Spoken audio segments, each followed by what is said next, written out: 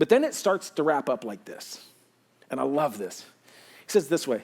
So he said to the man, I tell you, get up, take your mat, and go home. He got up, took his mat, and walked out in full view of them all. I remember the first time I preached this. It was like 7, 8 years ago.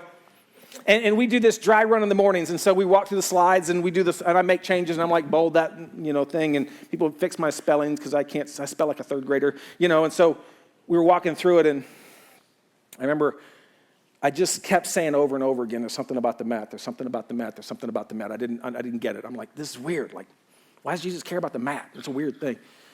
Because in Scripture, when something repeats, you got to pay attention to that. It's really, really important. And I'm like, there's something about the mat, there's something about the mat. And then it hit me. The mat symbolizes his failures. The mat symbolizes his past.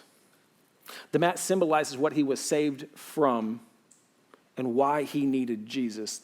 The mat was the talking point for everybody that they came across who looked at him and go, why are you carrying a mat? Well, let me tell you about Jesus.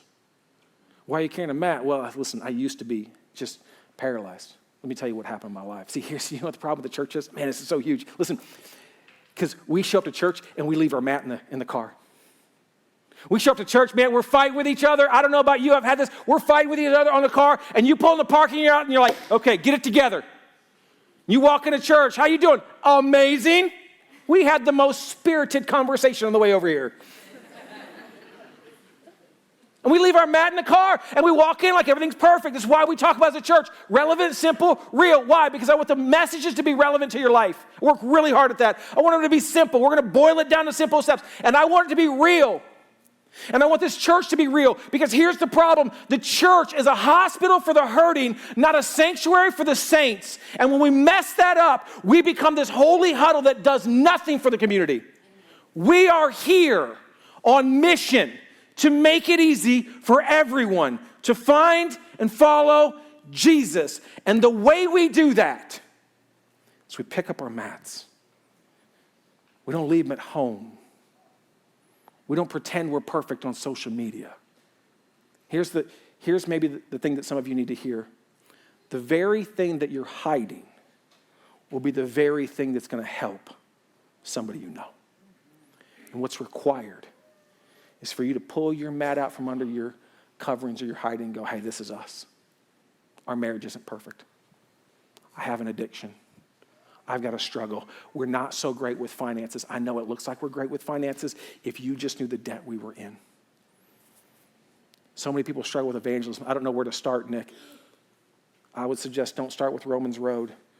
Don't start with great theology. Start with your mat. When people know what you've been saved from, it is easier for them to see your faith. We've got to be willing to pick up our mat. And so that's really the step. Carry your mat. Carry your mat. Some of you show up and you're pretending, and I get it. Listen, this is why I talk about this. I talk about it all the time. Listen, if you want to know who I am a wackadoodle. I'm a broken toy. I am messed up. I am in no way perfect. If you hang out with me, it will become apparent within like 13 seconds. I'm going to say something. I said crap and sucks in a video that I showed you, okay? So, some of you are like, you said it again. I know, it's okay, all right? So, you got to be willing to just be real and authentic. None of us are perfect. You know who's perfect? Jesus is perfect. When we put our faith in Jesus, that's when everything changes, not when we behave. Jesus is looking for faith. And our faith will result in faithfulness, which is, again, our core value number 4. When we talk about this, it's just in the Scripture. I love this. Our core value number 4 is we'll be owners, not renters. Here's the deal. You need to own your faith. You need to own your past. You need to quit pretending. When your friends come over, don't hide all of your mats in the cabinets. Anybody else do that? Like, we had small group one night, and again, Lisa's like, clean the house. And I'm like, it'll be fine. And so we didn't clean the house until like 13 minutes beforehand. I cannot imagine how much stuff we shoved in our cupboards, okay? It was just like, get it in there. And our house looked great. We were just hiding the mats. We weren't owning that, you know what? We're a broken family with 5 little heathens, okay? They're just little bitty, just, love them, but want to, pop them. Anyway, so we got to own it. And when we own it, what happens is God starts to do great things. It's how we make the way. Some of you need to quit pretending you got to own your brokenness. It's okay.